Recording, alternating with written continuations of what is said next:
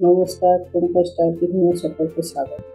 একেবারে ঘরোয়া পদ্ধতিতে হাতে মাখা কাসুন্দি আগেকার দিনে ঠাকুমারা বানাতো, সেইভাবেই বানিয়ে নেব। দেখুন পুরো ভিডিওটা। বড় সাইজের দুটো আম নিয়েছি, আমের খোসাগুলোকে ছাড়িয়ে নিচ্ছি। এটা বানানো খুব সহজ, যে কেউ বানিয়ে নিতে পারবেন, একবার ভালোভাবে দেখলেই বানাতে পারবেন।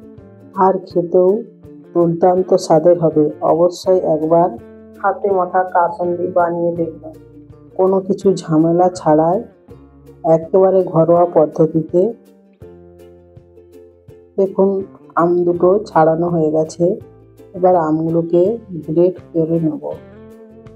গ্রেটার দিয়ে আমগুলোকে কুচি কুচি করে কেটে নেব, তাতে খুব তাড়াতাড়ি আমগুলো ঝরে যাবে আর খুব অল্প দিনের মধ্যেই আমের কাসুন্দিটা তৈরি হয়ে যাবে। এইভাবে বানিয়ে রাখলে অনেকদিন পর্যন্ত ঘরে রাখতে পারবেন, টক করে খারাপও হবে না। আর মাঝে মাঝে একটু করে রোদে দিয়ে দেবেন। দেখুন কথা বলতে বলতে একটা আম গ্রেট করা হয়ে গেছে, আবারও আরেকটা আমকে নিয়ে নেব গ্রেট করার জন্য। ওই একইভাবে এই আমটাকেও গ্রেট করে নেব।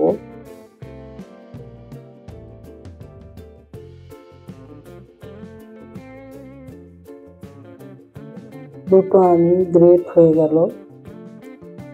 এবার দেখুন একটা বাটিতে নিয়ে নিচ্ছি।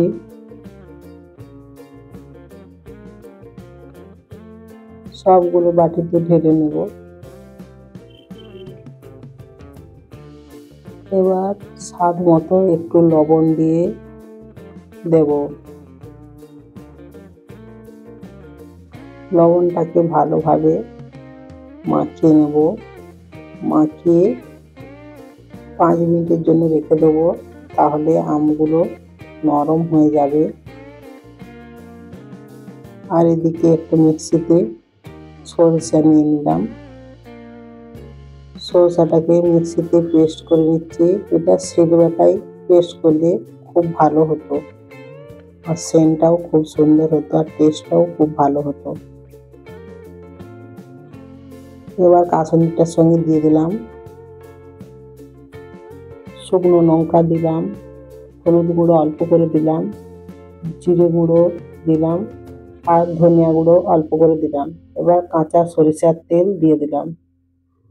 খুব ভালো করে এটাকে মাখাতে হবে। এটা টাইম নিয়ে 5 থেকে 10 মিনিট খুব ভালো করে চটকে চটকে মাখাতে হবে, যাতে মশলাগুলো ভালোভাবে মিশে যায়। আবারও একটু সরষের তেল দিয়ে দিলাম। এইটা সারা বছর ভালো থাকার জন্য 2 চামচ ভিনেগার দিয়ে দেব। আবারও খুব ভালো করে মিক্স করে নিলাম। দেখুন মিক্স হয়ে গেছে। এবার আবার একটু নুন দিয়ে দিলাম।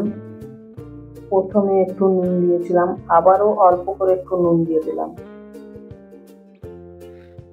আর একটা কাঁচের বোল নিয়েছি, কাঁচের বোলটাতে কাঁচা সর্ষের তেল দিয়ে ভালোভাবে ঘুরিয়ে নিলাম। এরপর কাসুন্দিটা ওই জারের ভেতর ভরে নেব। এবার আবার একটু সর্ষের তেল দিয়ে দিলাম, আবারও একটু করে নেব। এবার খুব ভালোভাবে মিক্স করে নেব। খুব ভালো করে মিক্স হয়ে গেছে, এবার আবারও ভরে দেব। এই কাসুন্দিটা সারা বছরের জন্য বানিয়ে রাখতে পারেন, ভালোই থাকবে, খারাপ হবে না।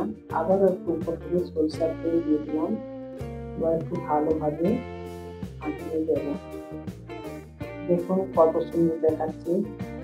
অবশ্যই একবার বানিয়ে দেখবেন হাতে মাখায় এই কাসুন্দিটা। যদি ভিডিওটা ভালো লাগে তাহলে লাইক, কমেন্ট, শেয়ার করবেন, আর অবশ্যই একটা সাবস্ক্রাইব করে দেবেন। আর আপনারা চাইলে এটা কালো সরষে দিয়েও বানাতে পারেন, কালো সরষে দিয়ে বানালে আরও সুন্দর টেস্ট হবে। দেখুন কত সুন্দর দেখাচ্ছে।